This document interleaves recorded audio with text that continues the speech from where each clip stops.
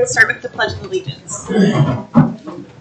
I pledge allegiance to the flag of the United States of America and to the republic for which it stands, one nation, under God, indivisible, with liberty and justice for all. Okay, thank you all for being here tonight. Before we get to personal appearances, we have to adopt a personal appearance policy. Yes, so you can see a version of that policy for everybody in the crowd on the screen here, and then board members, you have one in front of you. This was something that came out of legislative session. For us at the Park District, I am proud of the fact, and I hope that you guys are all too. We've always given everybody the opportunity to come up and speak, but they wanted a formal policy, so you can read through this policy that's up on the screen there. The board desires to hear the viewpoints of citizens throughout the district. Comments should be made to the board and not to individuals in the audience and be related to Park District operations and programs. If a citizen would like to add a topic to the Park Board agenda, arrangements must be made in advance with the director or board president. The board reserves the right to eliminate or restrict the time allowed for public participation. The board requests that comments are limited to 5 minutes or less. Groups or individuals addressing a common concern are asked to designate a spokesperson. So we would ask that we could adopt this policy. We wanted to have this first on the agenda because this is our first meeting in August, and that is what the state has asked us to do. So I'd open it up to any questions you guys might have. Any questions? So as written, does that mean that a constituent could not come and talk about something that's not on the agenda? No, I mean, this is something that is a... So we're still good with that? Yes. But if a citizen would like to add a specific topic, if they want it in the... If any of us wanted to add a topic, we can do the same thing. But they can still come and talk about the dandelions at Polaris Park. Correct. If they would want it advertised and on the agenda, they would have to get it to us by a certain time. Okay. But we... Like I said, in my time at the Park District, even with prior leadership, I don't think we've ever denied anybody coming to the podium. Cool. I'm not saying the dandelions are a problem. Yeah.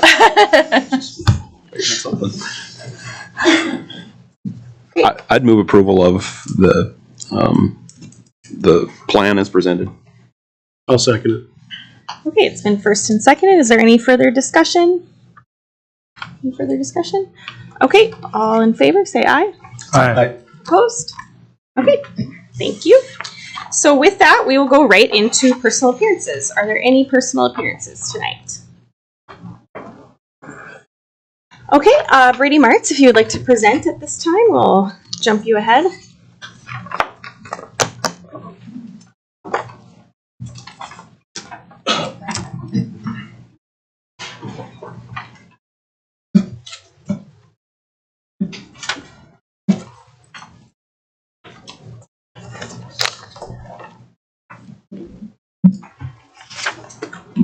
All right, good evening, everybody. I'm Mindy Piatz with Brady Martz, and we perform the audit for the Park District.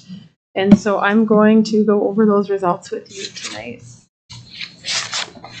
First, we'll go over the opinions that we issue. Next, we'll look at some financial highlights, and then just go over some required communications that we're required to have with the board upon completion of the audit. As far as our audit opinion, I guess first off, when we do the audit, we do have guidelines that we have to follow by our professional standards. Those are listed on the screen above. Those include generally accepted auditing standards as well as government auditing standards. When we do the audit, we are looking to see that the financials are materially correct in accordance with GAAP or generally accepted accounting principles. So it's not down to the penny. We do perform our procedures within a materiality amount, and it's just that they are not materially incorrect. The audit is also not designed to detect fraud. That is a consideration that we do think about when we're planning the audit and designing our procedures. If there is potential fraud, obviously higher risk areas, we do more extensive testing. We are required to inform you if we do become aware of fraud, but it's not the main purpose of a financial statement audit. And so the opinion that we are expressing, or that we expressed on the financials, is unmodified. This is the highest level of assurance that we can provide on the financials, meaning that the financials are materially in accordance with GAAP. or that full accrual basis of accounting. Additionally, we issue a second report, a report on internal control and compliance for conducting the audit in accordance with government auditing standards. This is a requirement by the state that all government entities have an audit also conducted underneath these standards. And so as part of that, we consider internal control when we're designing and planning our audit procedures. We don't give an opinion on internal control, but if we become aware of any kind of deficiencies, we are required to notify you in this report. And again, we are issuing an unmodified opinion or the best opinion. There were no findings. I would also note that last year we did have 2 findings. They related to significant journal entries that we proposed as part of the audit, as well as segregation of duties just due to some timing differences in the accounting staff where duties couldn't be fully segregated during the year. And both of those were corrected this year. So there's no findings in that report. Next, we'll move on to some financial statement highlights. So all this information is as of the calendar year end, December 31st, with comparative to prior year. On this slide, you can see the different balances of cash and investments in each fund. Overall, the entity as a whole for fiscal year 2023 over 2024, cash is up about $2.6 million. That breaks down to about a $1.5 million increase in the general fund, a $2.1 million increase in the capital projects fund, and then a decrease of $1 million in the foundation, which that was mostly used for capital projects during 2024. Next, looking at the revenues and expenses by fund, the other financing sources, which is in the aqua, those typically are bond issue costs, or if you enter into a new lease, we have to show those as proceeds, so that's what that represents.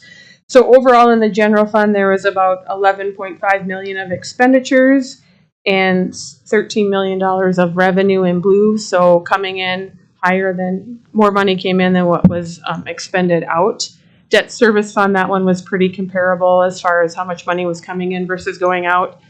And then again, that capital projects fund, that one's always going to be off because typically you probably issue your bond ahead of time and then you spend it the next year when you're doing the capital projects. So that's why the significant variances were this year. And then during 2024, a lot of the expenses in that capital project fund were related to capital projects. I'm sure you're all aware of these, but just the significant additions during 2024 were the African Plains building, the golf course restroom at the Service Valley Golf Course, the Roosevelt Park filtration upgrade, water line improvements, the paving, parking lots at a few different places, and then the Mesa Condensing Tower, along with just some other general equipment purchases that were made during the year.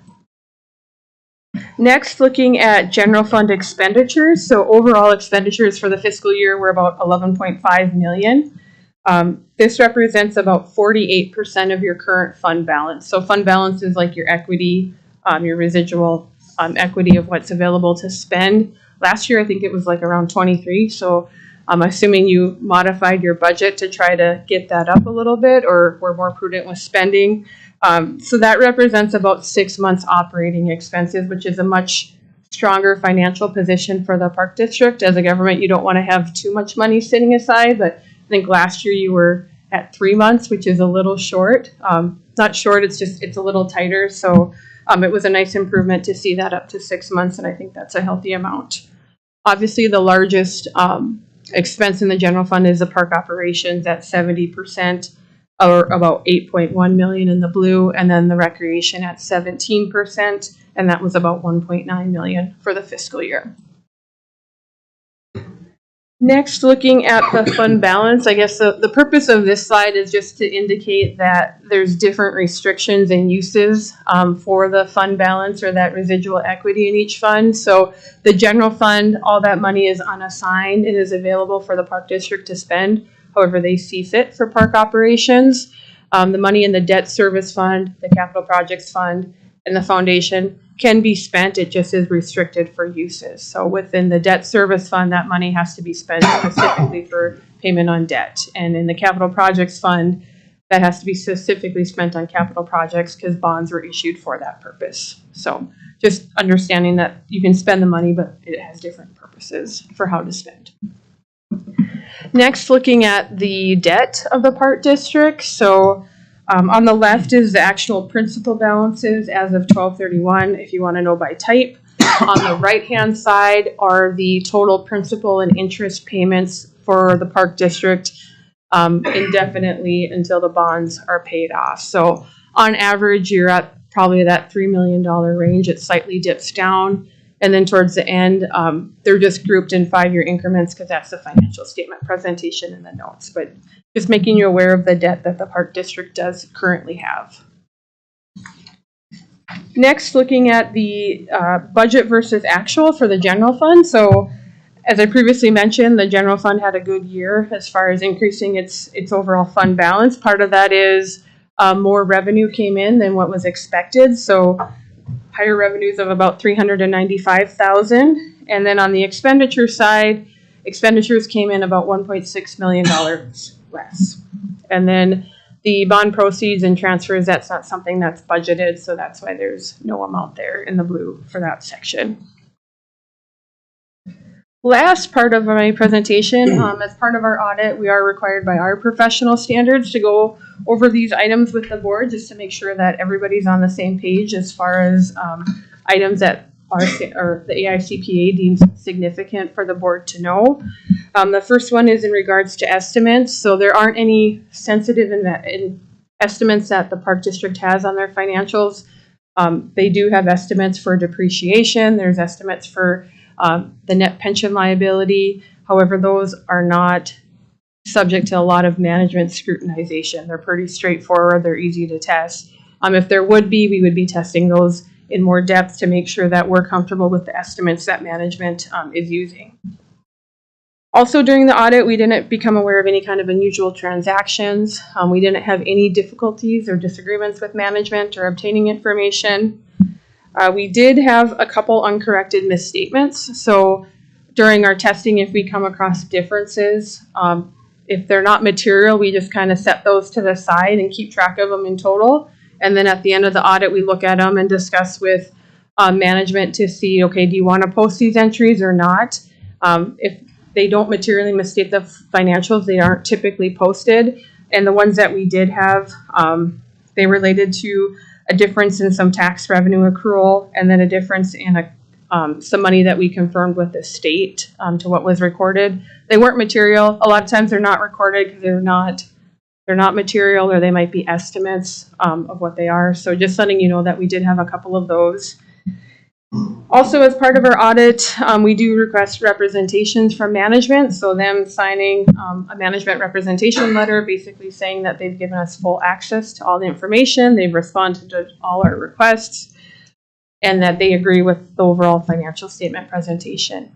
And then the last item, I'm not aware that management consulted with a different auditor or a different CPA firm. So this is important when you're applying different accounting standards, and there can be some areas are kind of gray, and there's different interpretations of how you apply them. And so if Callan didn't like our answer, he could go call another CPA firm and do it that way, which is fine, but we are required to notify you of those items.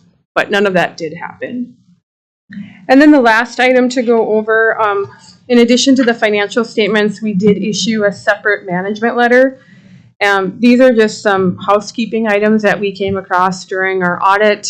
You'll see that we did note these items in the prior year. Just recommendations for improvement, nothing that would rise to being a significant deficiency and reported as a finding. But those two items were just adding a process for review of bank reconciliations. Again, this is just to kind of further strengthen internal controls. And then looking at your IT risk assessment, doing a risk assessment policy to see is there anything related to IT that causes any kind of data or security concerns, and making sure that you're implementing that properly for any risks that you would identify. On the screen is my contact information, so if you do think of something later, feel free to reach out to me. I'm happy to answer any questions you may have. And with that, I just want to thank Ellie and Callan for their help, and the rest of the Park District staff. I know the audit is an add-on to an already busy time of the year, and so we certainly appreciate the timely response that we get from the staff in getting the audit done in a timely manner. Any questions? The IT risk policy, is that a suggestion that could be done in 2026? Yeah, yes, that's just a suggestion. So last year we implemented a new audit standard that required us to do a deeper dive into IT. And as part of that and asking some additional questions, we found out that the Park District hasn't really ever done kind of an assessment of what the IT risks are. And just as a general recommendation, looking at that, but that can be done whenever you have time. And I don't know, I don't believe you have a separate IT director. We don't. We do work with, contract a lot of things out with a local agency in town, but to your answer too, Cliff, we've already kind of started that process of looking down the road of how we can fill that gap there. And there might not be any issues. I think the first step is just doing a review and saying, are there any issues? And then, it might be a different plan after that. And you're talking about IT, not only our internal things we use, you're also talking about what we gather too, because imagine we gather names and information from people signing up, that would be under that whole umbrella. Right, and just making sure that that is all protected and confidential. And Okay, any other questions? Okay, All right, thank you. Thank you. Okay, we can move on to approval of the minutes from our July 15th meeting. If you can review those. Make a motion to approve the minutes. Second. It's moved and seconded. Is there any further discussion? Okay, all those in favor say aye. Aye. Opposed? Okay, approval of the bills in the amount of $677,780.49. I would move approval for $677,780.49 for the bills. I'll second that. Okay, it's been moved and seconded. Is there any further discussion? Okay, you can call the roll. Hubda. Yes. Hammer. Yes. Olson. Yes. Schmidt. Yes. Kirkhammer. Yes. And approval of the salaries in the amount of $470,544.33. I'll make a motion to approve the salaries. I'll second. Okay, it's been moved and seconded. Is there any further discussion? Okay, go ahead. Hubda. Yes. Hammer. Yes. Olson. Yes. Schmidt. Yes. Kirkhammer. Yes. And financials. Callan, do you have anything? I don't have anything to add at this time, so thank you. Okay. We'll move on to director reports then. We'll start with Jared. All right, Park Board President, Commissioners, just one item to add. So for our insurance for cybersecurity, we do go through an audit. So Pro IT 2 years ago went through all our IT, all the connections and everything. So they did an audit, and we've made some adjustments on the way we do things with our IT items. So again, that was 2 years ago. We re-upped with the same company, so I would imagine next year we'll go through another cybersecurity audit too. So we have looked into that in the past and have made adjustments as needed. So if they do it again, will that check the box that Brady Martz wants then, or? I think we'll have to have more of a formal policy that is something that we've signed off on versus them, but Like the board has to put, not even necessarily the approve board, something, or? but myself and Jared and Ellie, that we've signed off on and that come up with like how we're going to monitor it and maintain it. And so I think it's we're something doing that, some, what you're saying. Yeah, doing something which is they good, went yeah. in and they brought up some items and we made some changes to our system, and mainly the rec track system. So, and as you're talking about personal information and things like that, so things were changed 2 years ago under that cybersecurity audit. yeah, I think they're going to hit a lot of the same things that would be required for it. It would just be something that we actually put into place. How we're formally reporting it back. Correct. Yep. Now, a few things from my submitted report. These first three items are requests from outside groups. Before anything would be done with these, all plans would be approved, by the board. The first item was First Baptist Church is requesting to explore adding a staircase from the lower northeast parking lot of the auditorium up to road level, because we do some parking lot sharing throughout the year. So they're looking at a possible remodel of the church. So they were requested to take a deep dive into if a stairwell would be able to be put in that corner of the parking lot. And again, anything before we move forward would be approved through the board. We have had some conversations with the city of Minot on that, since that's kind of the retaining wall area also, so they're kind of in the loop on that. So they're just requesting to look at the possibilities of that. The next one was with Camp Aweti, Girl Scouts Dakota Horizon is requesting to explore the possibility of adding a full service restroom and an HVAC system for more comfortable year-round usage of that facility. And then the third one is Minot Area Pickleball Association would like to partner with the Minot Park District to help enhance Cameron Indoor Tennis Center and add possible additional outdoor pickleball courts. And that would be revamping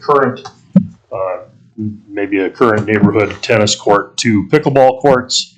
They'd look to have it be a zero cost to the Minot Park District for construction, and then possible future operations. So I met with them last week.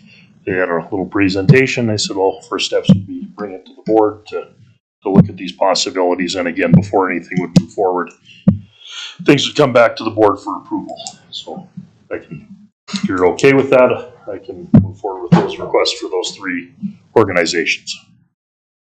So these are all just basically requests to Fact get more finding, information. Get more information, see what it may look like in the future. Another couple items from my report. First one, Roosevelt Pool filtration. Give you a little update. Last month, the change order topic was looking very, very large at that time. Currently, right now, with the additional A&E fees of $24,900 plus the change orders of now we've got minus the contingency $14,805. So above contingency, we're sitting at $39,705. So much better than the approximate $100,000 at last meeting. So again, with that project, we're pretty much finished. They're finishing up with the underground work, and hopefully by the end of the week, we'll be working on mainly above ground piping in the filtration building. So hopefully the change orders will be a lot less moving forward. So we feel we're in a pretty good position right now with those. So that's just a main update there. Any questions on the pool filtration? I'm still looking at an approximate startup in the middle of October to test the system. Corbett Field rental property demo did receive 2 quotes.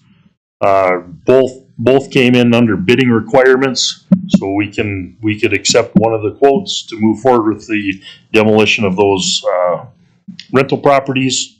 Rolac submitted a quote for $22,600, and then DL Barkey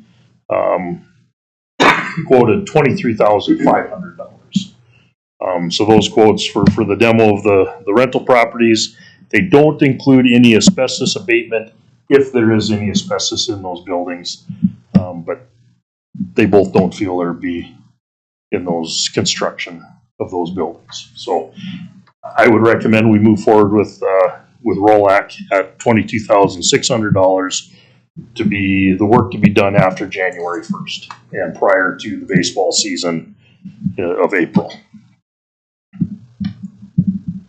Any motion on that, or? Yes. I'll make a motion to take the bid from Mattson for Rolac. Rolac. I'll second. That Mattson here. Okay, it's been moved and seconded. Is there any further discussion? Have those residents been notified? No, I wanted to make sure we got this information before we move forward, so we'll contact the management company and work through those proceedings. Okay. Any further discussion? Okay, you can call the roll. Hubda. Yes. Hammer. Yes. Olson. Yes. Schmidt. Yes. Kirkhammer. Yes. One more item is a maintenance fund request for the Mesa Arena. The Pepsi Rink rooftop unit had an emergency unbudgeted repair, cost of $12,861.47. We're requesting maintenance fund dollars for that.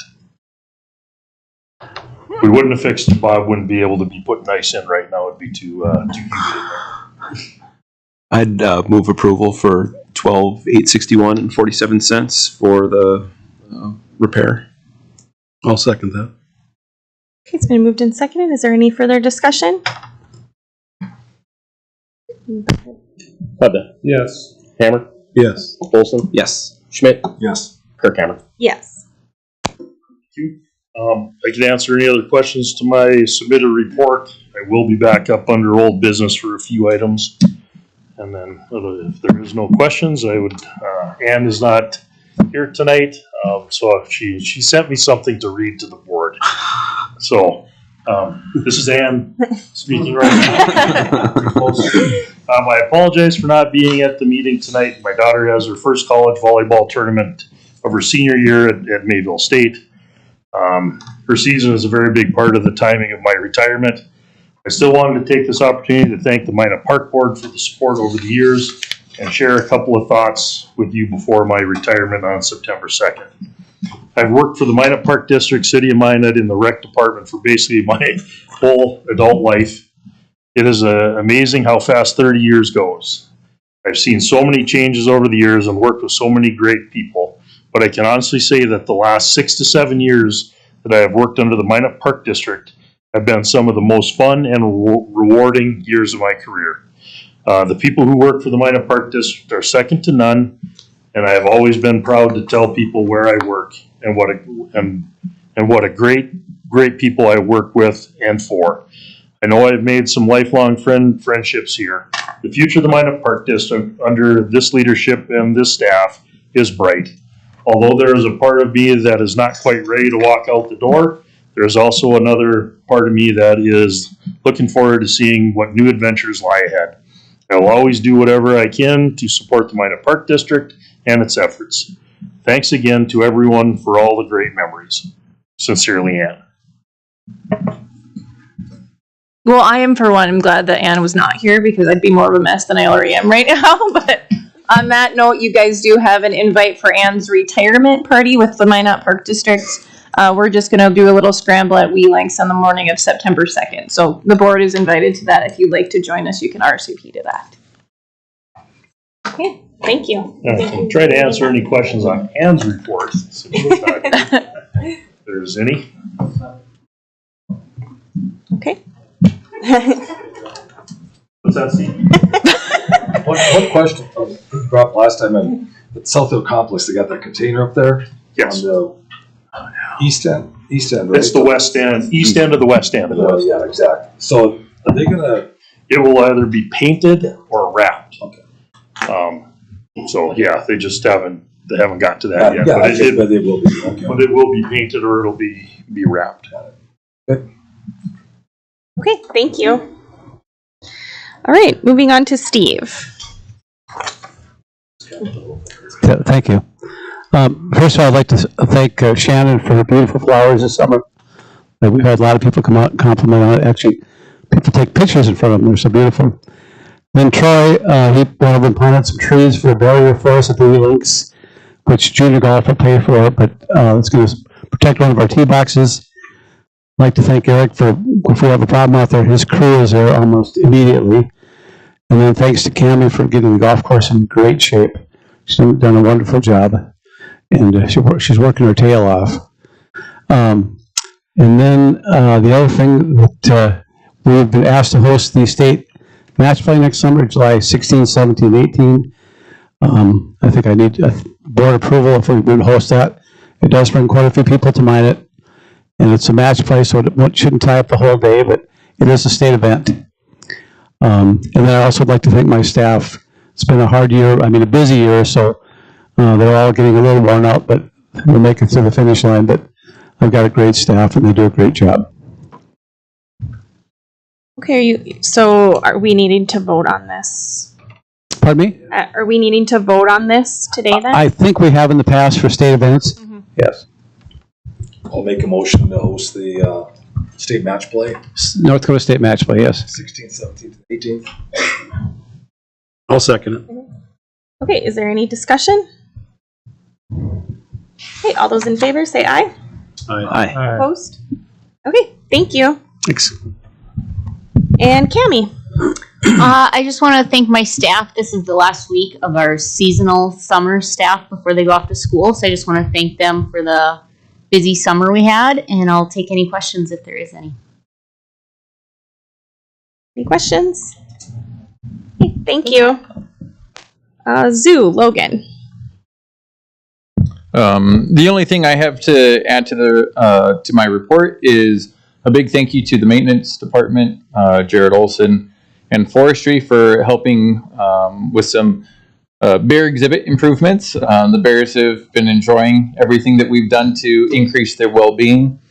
And then a big thank you to Chelsea Mahalik, the entire zoo staff, as well as GMCS, who have helped sponsor a lot of these events.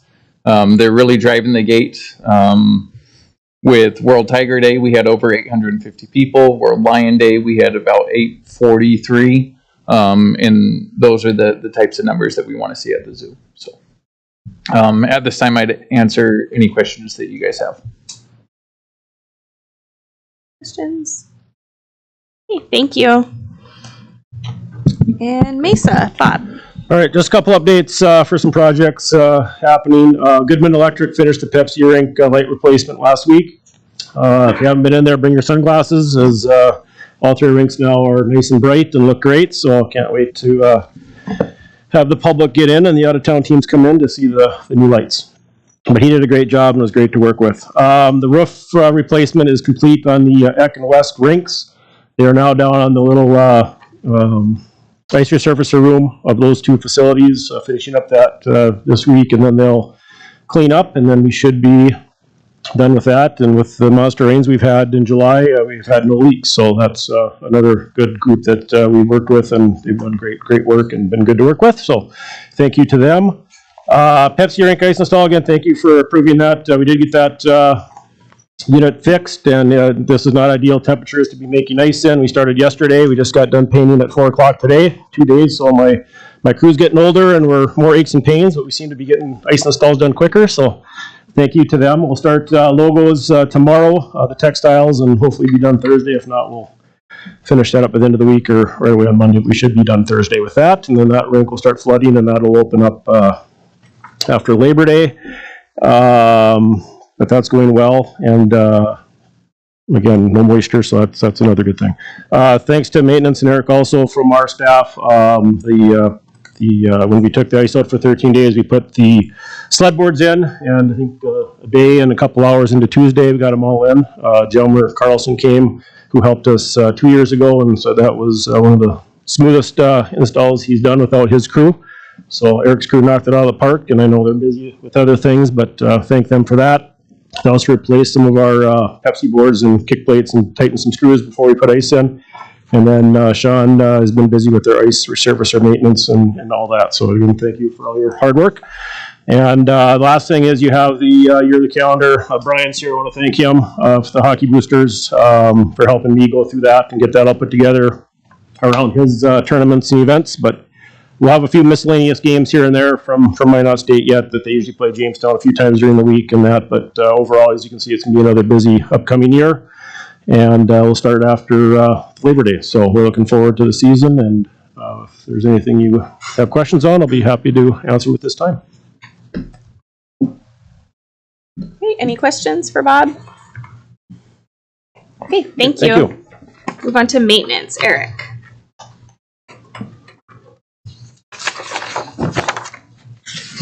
Not much, just highlight a couple things. Like Bob said, we We did replace the boards inside the Pepsi rink with the sled boards, and I feel like that went really well as well. So kudos to my team. They did a great job. We are also replacing the boards on the outdoor hockey rink at Roosevelt. There was some that were rotten and in pretty rough shape, so we replaced them, and we've painted all of the inside and exterior of the rink, so that's looking a lot nicer. We're going to be painting the asphalt at the Polaris hockey rink white. That way on the warm sunny days, it'll help kind of reflect that sun and not have so much ice melting and damage to the rink during the season. That's our hopes anyways, so we'll be starting on that here in the next week or so. We did do a fairly large project for the forestry department. We moved their CPA over to kind of where the wood chip pile is.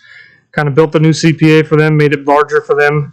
That's all in preparation so we can move some buildings from the north trail of the zoo. We're going to put in some buildings behind our shop, add some storage and stuff like that, free up some space in our heated shops for vehicles and equipment. So everything there is going well. So other than that, if you have questions, I can answer them at this time. Okay. Thank you, Eric. Horticulture, Shannon. The only thing I'd like to add in my report is Todd Larson, our supervisor at Corbett Field, reported that between April and August, they hosted 154 games at Corbett Field. So that doesn't include any of the practices or anything. So very busy season over there. So I'd like to take this time to obviously thank all of my ball field staff, soccer, as well as softball and baseball. Those guys really knock it out of the park for us. So I want to give them a big thank you for the season. Okay, thank you. Any questions for Shannon? Okay, forestry, Troy. I was out collecting our emerald ash borer traps. I just finished that up today. It looks like we have another year of emerald ash borer free in Minot, which is very good news. I do have a couple samples I'll be sending down to the state. But yeah, so far it looks good. So don't move firewood, burn it where you buy it. Thanks. Good advice. Okay, any questions? Okay, on to Tom. I just want to thank my staff as well. We had a busy summer, and adult summer softball is over, and we're moving into fall co-ed starting next week. And we concluded the summer softball with the men's state Rec 1 softball tournament. And yeah, starting here in September, we will be busy indoors.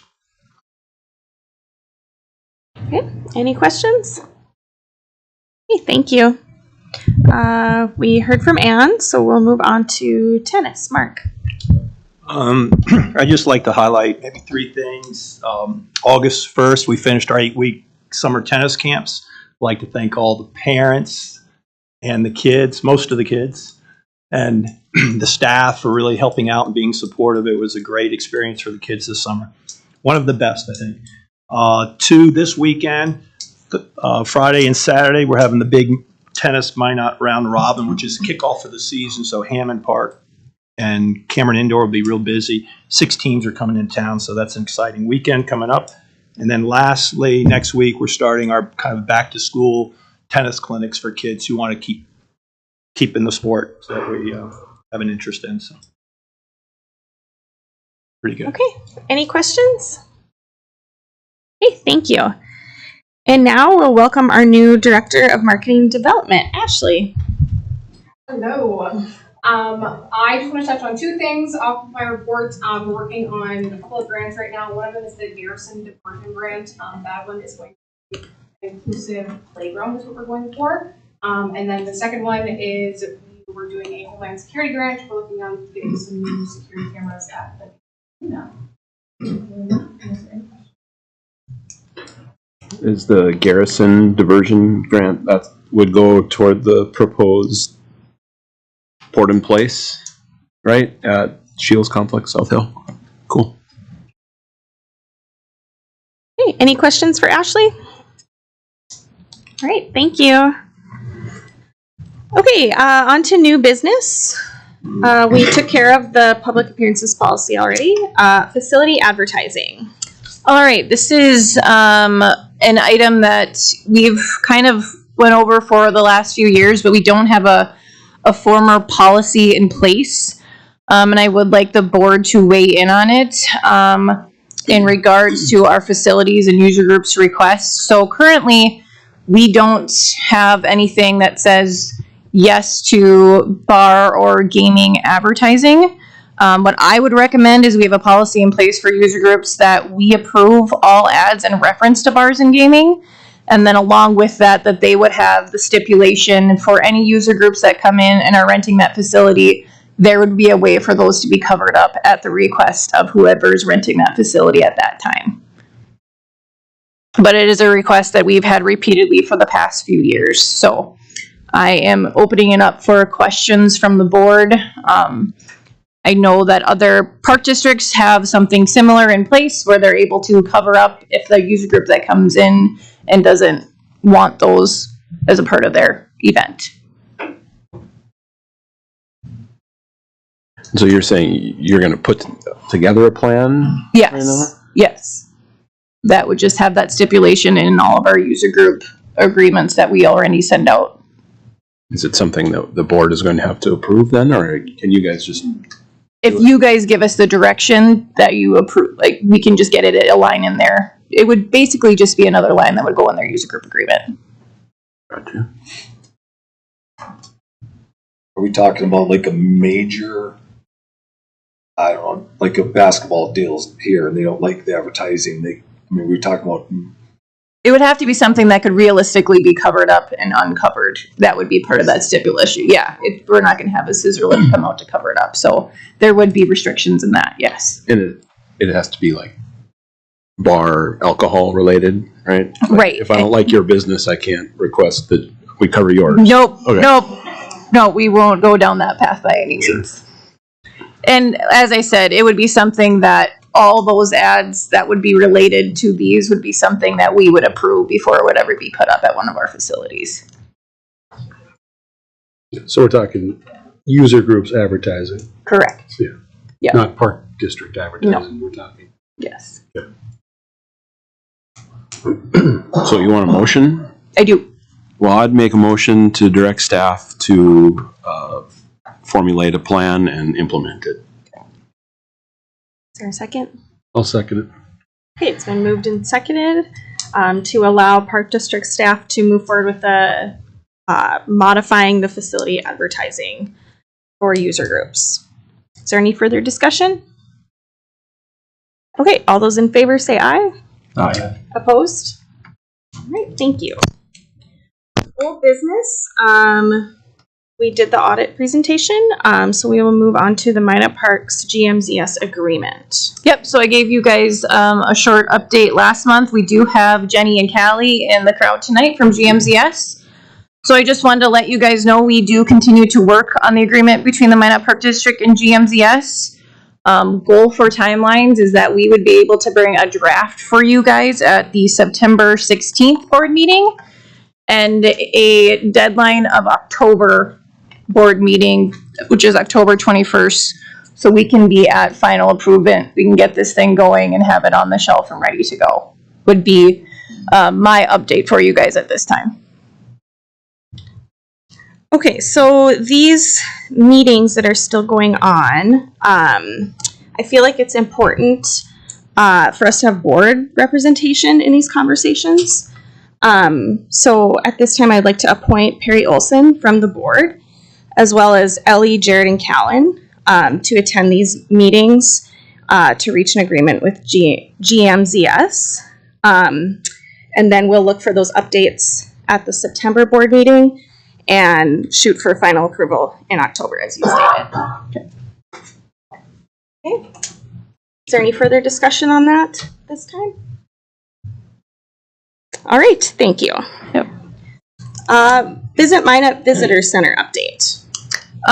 Yes, so as well as agreements that are taking place, Jared and I have been attending House Committee meetings with Visit Minot, SHA, and HUSFest. As you guys have probably known, these conversations have been ongoing for a while. This agreement is between SHA and Visit Minot. I do feel like it would be good for us to send a letter on behalf of the board to all those parties, just expressing the importance of continuing those conversations and coming to a resolution that's beneficial to all the parties involved and all the missions of those parties. So I would like to see a motion of the board that we send a letter just to encourage those conversations to continue to move forward. I'll make a motion to direct staff to prepare a letter on behalf of the board with the comments that Ellie just laid out. I'll second. It's been moved and seconded. Is there any further discussion? So are they in agreement right now, or are they not in agreement?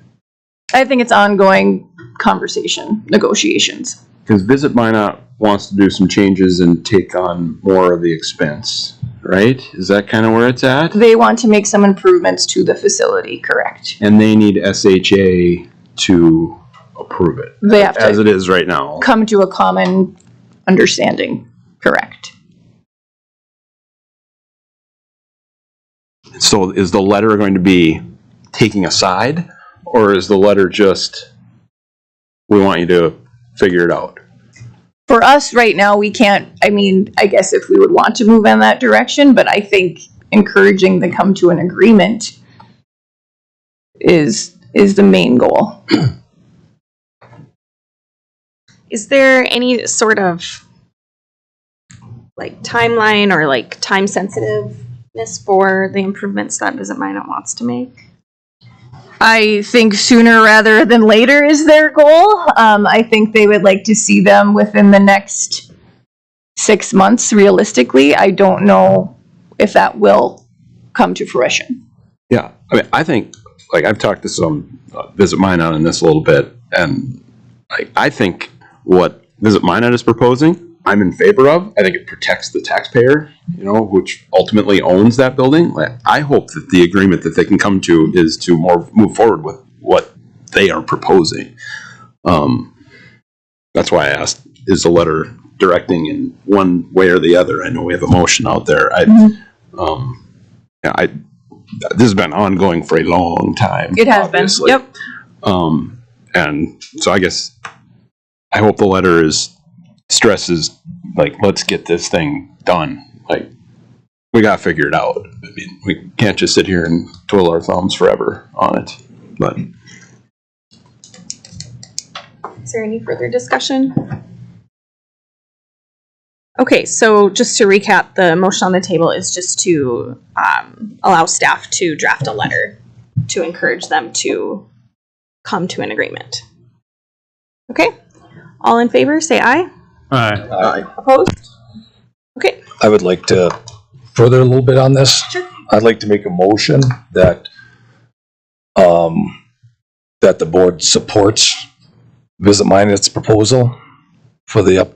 I don't think it's going to be in our last motion, right? No. No. I would just like to make a motion that we do support Visit Minot's proposal for would be upgrades and operation costs that they proposed. yeah, I'll second that. Okay, it's been moved and seconded. Is there further discussion on that? Do we need to know exactly what that is, or is it in general we support it? I think that's the question. How deep do we get in? I appreciate what you're saying, but is that enough to support it versus? I'm just putting out there, but I support the idea when Visit Minot has brought forward for, you know, the proposal with the renovations at the Scandinavian Center up there, and just I'd say support their proposal. I think what they're presenting or proposing is for Visit Minot to take over more of it and to take on the costs to make sure the building, you know, is improved. I think there's bathroom improvements involved. I was talking to Steph, their executive director, here last week. Things that are going to make that building better and bring it forward in time, and they are going to take care of that.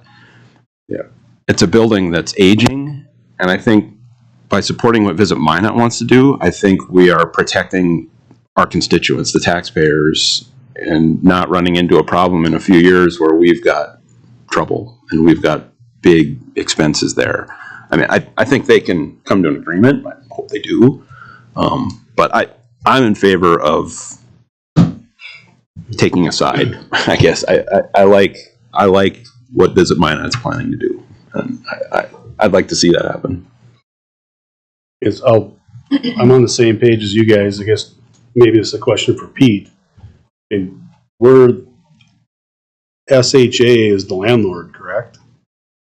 You know, so I mean, I guess I understand that we want to push that, but is that a bigger picture item that we need to look at that SHA agreement and look at making a change to that, or is that possible? Is that We've looked at that agreement and that arrangement in the past, and we've had discussions with both and Visit Minot to discuss with them whether or not the parties, including the Park District, wish to change the current arrangement as it would relate to management of the business, expenses, and so forth. And those discussions and negotiations kind of stalled out. More on the part of SH, not one labeling per se. So as it sits right now, we have our agreement with SHA, and that agreement appears to give them control management of that building in conjunction with the Scandinavian. So really right now the discussions are hands of those two parties, SHA and Visit Minot. And I think initially pointed out, we don't really have present dog in the fight. We attempted to work with the parties to see if we can come to some sort of maybe different arrangement, and that did not come to fruition. So right now it's a matter of, like Ellie said, I think supporting the parties, hoping that they come to some sort of agreement and we take an official position. I don't know if that, I don't know how that affects things. I haven't given that much thought. Legally, you can do whatever you want, but right now I think the ball's in SHA's hands and in Visit Minot's hands to work towards a resolution of their issue. I don't know if I've answered your question. Well, I understand the question, and I understand what you're saying, and my motion is not to change anything because I basically know SHA controls it and where we stand. I'm just looking at, is it picking a side per se? I don't know if it's saying that, just saying we support what Visit Minot is proposing. Like Perry said, is that they're proposing something that if we don't get that from Visit Minot, and something has to be done up there, it's going to come out of our budget. It's going to come out of the Park District's budget. It's going to come from the taxpayers' money, so it's going to come from. So that's what I guess I'm looking at. We just, hey, it sounds like a great agreement. We're supporting. I know it's not going to hold any water from the legal standpoint or the contract, just showing that we support that. We support that the money's not going to come from the taxpayers. I understand that my motion doesn't, for lack of a better word, hold a lot of water, but just showing that we support. Yeah. If we want to take that road, it's up to us. Okay, is there further discussion on the motion?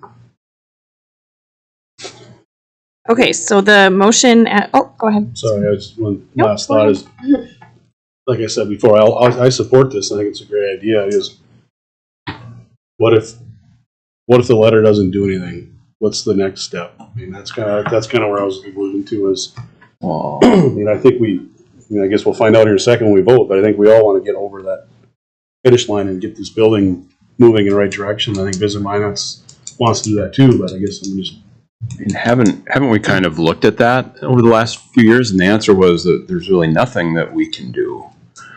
So I think that's why I support this, because this is like something. It's like, if we don't have the standing to do something, you know, if we approve it or not, whatever, but at least it's us giving an opinion on it.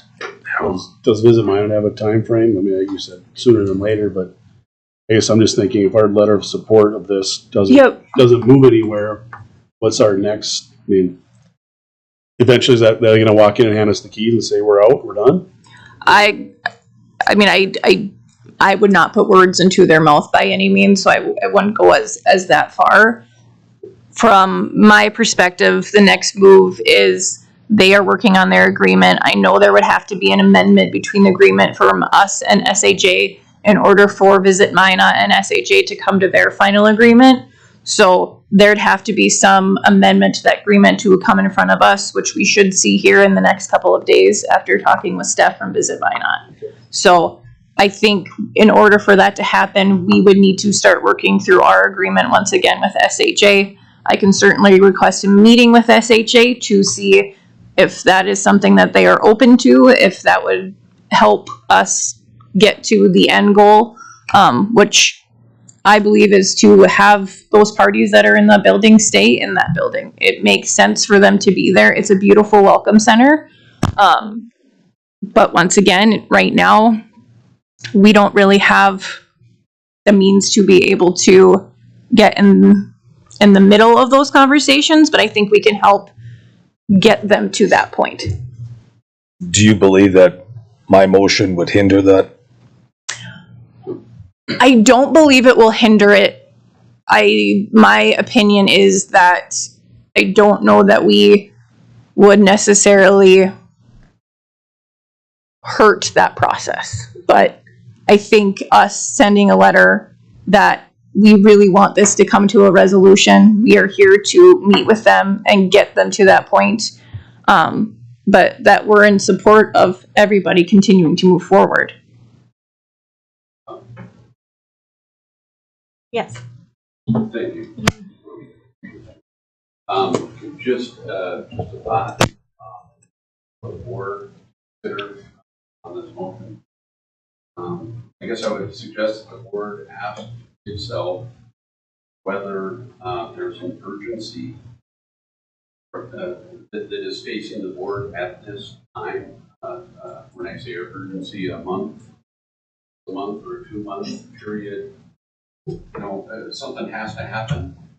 And then I know that although it has been successful, I think right now the park district is in a position where it's a neutral, attempting to bring the parties together.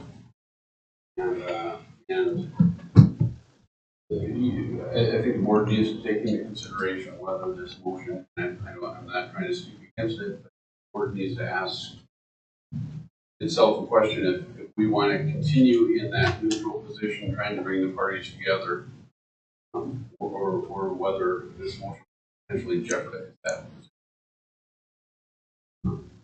Ellie's given her opinion on that. I maybe respectfully disagree with Ellie that I think it could potentially impact our ability to bring the parties together. Just a thought.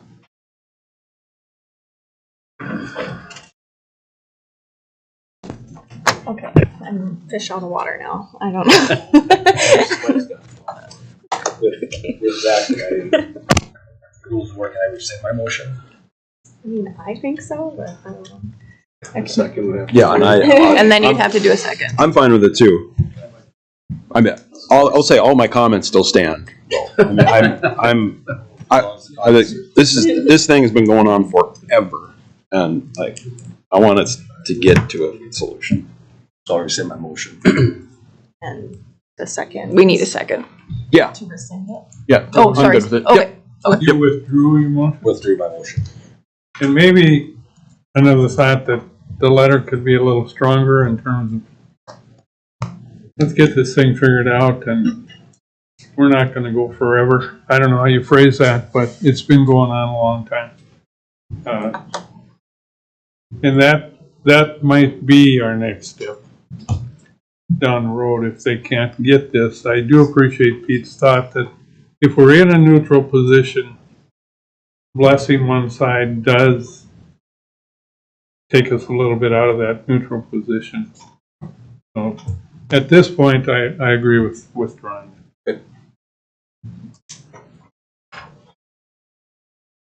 Okay. You got all that for the minutes? Okay, so if there isn't anything further on the Visit Minot discussion, we'll move on to the Superfund site update. All right, so had a good conference call with EPA last week. They officially have the work plan in their hands for review. So they'll give that back to us to anything that they think that needs to be changed. We are working on the health and wellness plan for the site with the city of Minot. Then following that, we will have an on-site visit on August 27th, so next week, to follow. They'll be here. And then we'll follow that with a sit-down meeting with them to work on timelines for the project. Take any questions on that? Unless you ask me an estimate of when it's going to, I absolutely. I was pleasantly surprised with the response that we have had in the past couple of weeks. Yes. Any more questions on that? Okay, thank you for that update. Flood control update. Park Board President Commissioners, I will give an update unless Jeremy from the crowd would really like to get up here. Okay, sounds good. Kind of one main update here is with MI7D with the zoo concessions. We're actually going to do a walkthrough tomorrow to finalize a punch list on the concessions. And then they got some little bit of concrete, a little bit of asphalt work to do, but hopefully, with the punch list, we can get that buttoned up and start moving in. Again, I won't give a date on that, but we can hopefully start moving in and operating that yet this fall. The other item with that, with the Discovery Barn and the Teddy statue, they're working again on concrete, asphalt, exterior at the Discovery Barn. And then today they were digging around Teddy to get ready to put sidewalks in and curbing and things like that. So I hope within the next 3 weeks, we might have all three of those pieces of the project turned back over to the Park District. Again, weather dependent and all that. So again, we've seen some good movement on that, and look forward to walking through the concession stand tomorrow. The rest of the project, again, they're moving right along on the wall and the earthen levee. So again, I think at next month's update from Ryan, you'll see a lot of good progress. Last month Ryan was saying that the boring deal, they're sitting there waiting, that's costing a lot of money. Is that up? It's moving. Yeah, they're already. Yeah, that was delayed. I don't know, say a week, and they're going. They're putting footings in, and then flood walls are going up right behind the footings. So again, I think you'll see a good amount of progress since at next month's update. Probably the main thing right now, the MI7 project is requesting to close the pickleball parking lot for the season for continued infrastructure work. We would like to close the park to the public for the fall winter starting Monday, September 8th. Then we would plan on having Cameron Indoor Tennis Center open in some fashion after that. Mark is hosting a fall pickleball tournament the 6th and 7th. So we'll be, again, hopefully open and ready to go for whatever the normal operation is at that point for the month of September.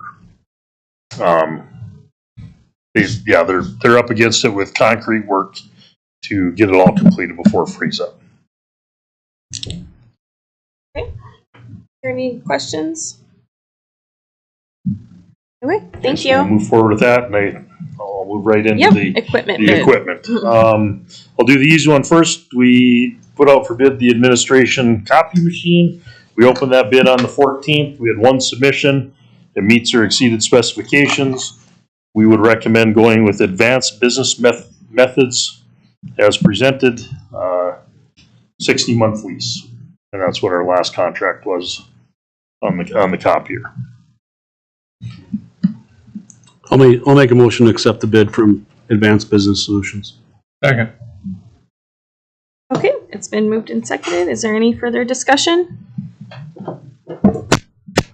Okay, okay. Hubda? Yes. Hammer? Yes. Olson? Yes. Schmidt? Yes. Kirkhammer? Yes. Okay, the next bid item was the forestry grapple truck. We had an estimated cost of that of about $250,000. Funds were going to be taken out of the forestry equipment replacement line. We did open bids on the 14th. We had 6 submissions from 2 companies. Wesley Truck Center in Minot submitted 5 different bids, ranging from $226,000 to $245,250. We had Peterson Industries out of Florida with 1 submission and theirs was $228,209.02. After review, we would recommend going with Wesley Motors, Minot, North Dakota bid number 1A for $245,250. That bid met or exceeded all but 1 item of the specifications. The low bid by Peterson Industries didn't meet 3 of the critical specifications for that piece of equipment. That is why we would recommend going with Wesley's bid number 1A at $245,250. I'd move approval for the 1A bid from Wesley's for $245,250. I'll second. Okay, it's been moved and seconded. Is there further discussion? Do we get many bids from place in Florida? Like, was that out of the blue, or do they send stuff in? That is the actual company that makes the grapple box. I got you. So they're connected. Arm, all that. So that's the best I can say. What's the time frame to get it? Like, I can report back. Okay. Some of this, I know Wesley's both companies had some stock on site. Okay. So I think the for Wesley Truck Center, it'll be the grapple box and arm and that to get shipped out. Gotcha. Because they had the chassis on site, which a few years ago nobody had those. Sure. So. Okay, is there any further discussion? Go ahead, call the roll. Hubda? Yes. Hammer? Yes. Olson? Yes. Schmidt? Yes. Kirkhammer? Yes. Okay, thank you. Is there any other business at this time? We're old. Okay, we'll move on to approval of the alcohol permits. I'd move approval. I'll second. Okay, it's been moved and seconded. Is there any further discussion? All those in favor say aye. Aye. Opposed? Okay, Ellie. All right, you've already heard from me probably enough tonight, but I just have a few other things to report back. In regards to 2026 budget, we don't have anything new to report to you guys this month, but just more of a timeline for you. We approved the preliminary budget. We'll have our public hearing at our September 16th board meeting. There we'll do the second reading, and then from that point we'll have to schedule a special meeting to approve we'll do the first reading, and then we'll schedule a second meeting, special meeting for the second reading. So just a little background on that. And then we have our Game Changer Award for July. So please join us in congratulating Ryan Peterson on being the July recipient of the Game Changer Award with the Minot Park District. The Game Changer Award is a monthly recognition program that highlights an employee for consistently demonstrating outstanding performance, work ethic, attitude, and contribution to the team and the Minot community. Game changers inspire others, boost morale, and help foster a positive workplace culture. Ryan's coworkers say he comes into work every morning with a loud good morning and a can-do attitude. He loves to celebrate the small accomplishments just as much as the large ones. Ryan goes above and beyond every day to help in all areas of the Roosevelt Park Zoo. He does whatever task is asked of him to accomplish and does it in a timely manner. He's very solution-based and can figure out how to fix a problem almost immediately. And Ryan leads by example and is always willing to step in when needed. So congratulations, Ryan, and thank you for being the game changer for the Minot Park District. Let's get your major award. I'll keep saying good morning really loud.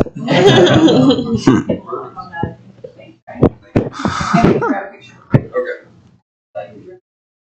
That's really awesome. This is really cool. Thank you. And that is all I have, unless you guys have any questions for me. Any questions for Ellie? Okay, thank you. Commissioners' reports. Cliff. Just an observation and maybe a question. I've attended 5 ball games out at Corbett, 3 baseball and 2 softball. Really enjoyed the softball. Partly because it's shorter and the sitting there and in that field is a little challenging at times, but the action is amazing. And it's shorter. I mean, it's 8-7, 9-6, and it's amazing. I mean, when I had an observation on the Corbett itself, and I'm not talking about major kinds of changes because I know that's way in the future, but what I observed was the little kids running up and down the steps, up and down and all over, and that's kids. The parents are walking up and down with babies and beer and everything else. The next generation up is a little more careful and they'll grab a seat and so on. My generation is looking at the steps, trying to find something to hang on to, and being careful and even going out of the way to get to the end where there's a handrail because they're concerned.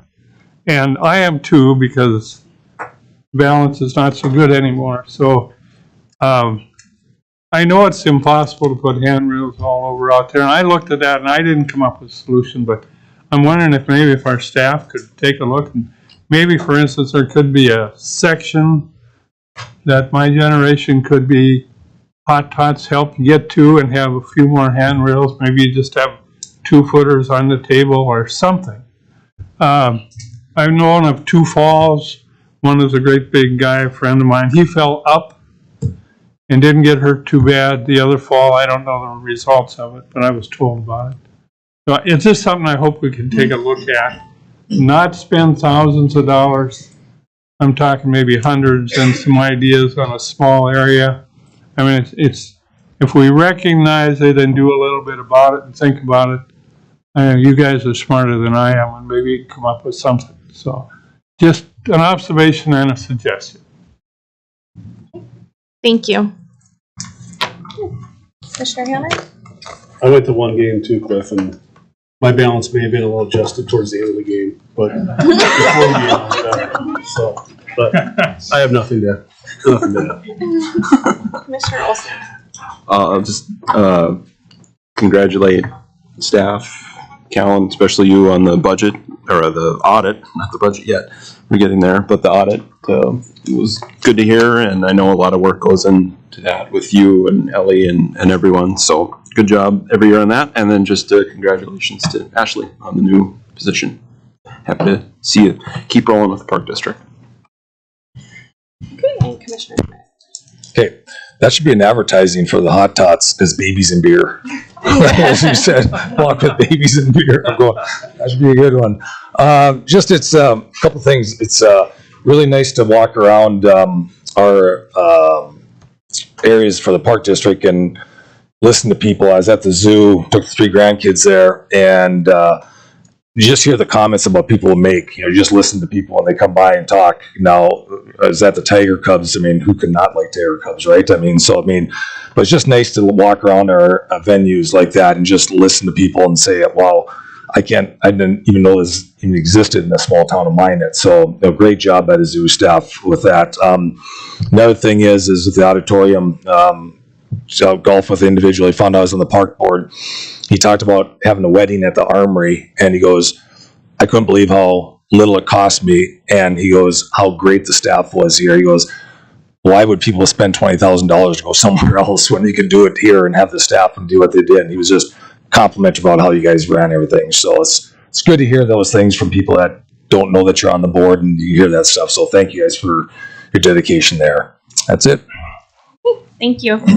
I just wanted, I know she's not here, but I wanted to congratulate Anne on her retirement and welcome Ashley. And that's all I had for that. With that, I will entertain a motion to adjourn. So moved. Second. Okay, all those in favor say aye. Aye. Opposed? Okay, and we will call the foundation meeting to order. Are there any personal appearances for the foundation meeting? Okay, approval of the meeting minutes from July 15th. I'll make a motion to approve the minutes. Second. Go ahead. Okay, moved and seconded. Is there any further discussion? All those in favor say aye.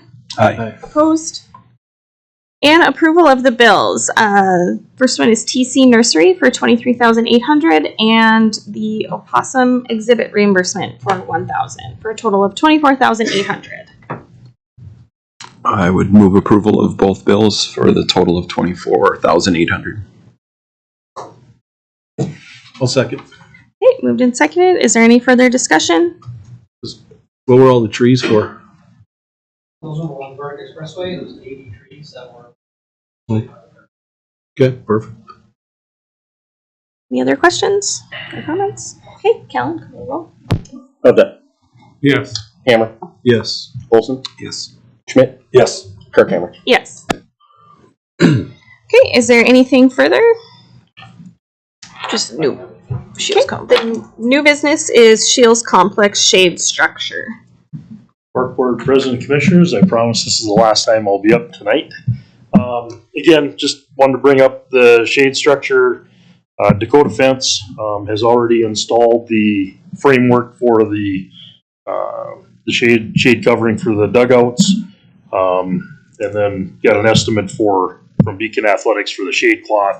So I'm requesting to fund foundation funds not to exceed $8,000 to finish out that project.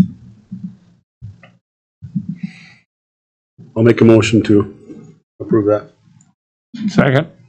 Okay, it's been moved and seconded. Is there further discussion?